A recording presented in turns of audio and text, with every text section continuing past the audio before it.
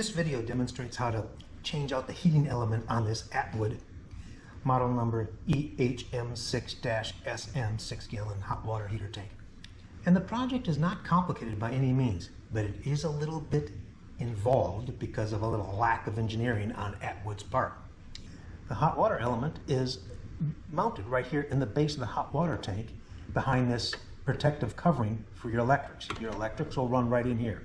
So anytime working with this, all electrics to this unit and to your vehicle or whatever the thing's installed in, all electrics off for safety reason, as per the note. So let's just take this cover off, and we see a plastic shield held down by two nuts mounted on each side.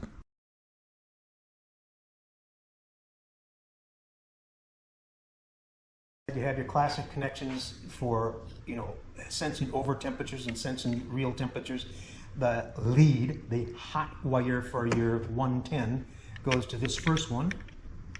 There's a jumper to the next one. And then the hot wire, the lead, the black wire, goes to one connection of the heating element.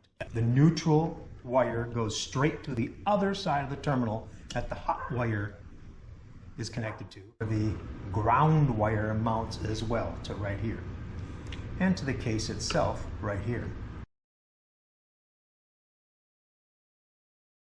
The hot water heater has two mounting brackets, one front and one back, and these are what cause us a little problem in that the forward mount, the mount on the side of the hot water heater element, is bolted down by the same four bolts that are used to lock down the hot water heating element itself, meaning you have to take this mount off in order to get the hot water heater element off. It's further complicated by the fact that there are two sheet metal screws on the bottom side of the forward mount in order to remove the mount so you can get the hot water heater element out. This makes it almost impossible to switch out the element without removing the hot water heater from the unit it's installed in.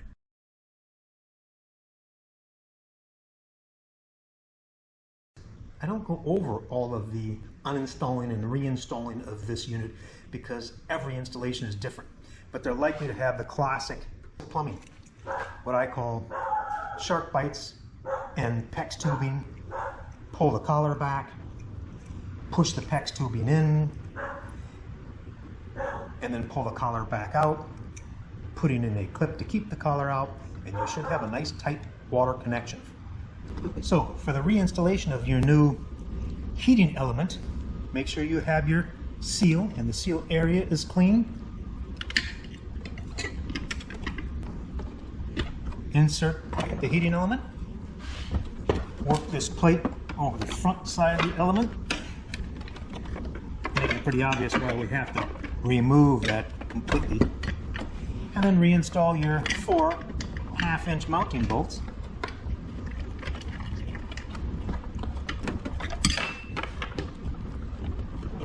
And once complete, reinstall all your electrics. Just a reminder, the black wire, the line, goes to the first one, temperature sensor, jumps to the second temperature sensor, kind of an inline fuse system, and then the last goes to the electrical connector.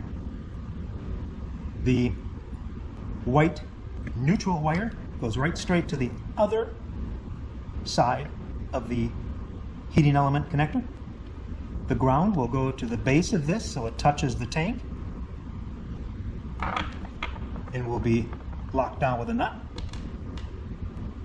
And it'll also jump to here so it's grounding the case.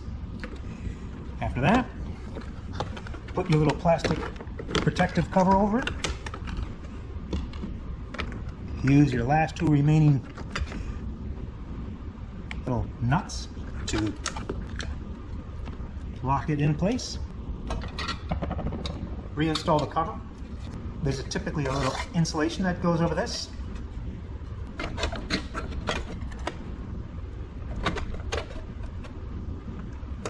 And then two screws to hold it in place. Take the unit and reinstall it into your boat or RV trailer or whatever you have it mounted on.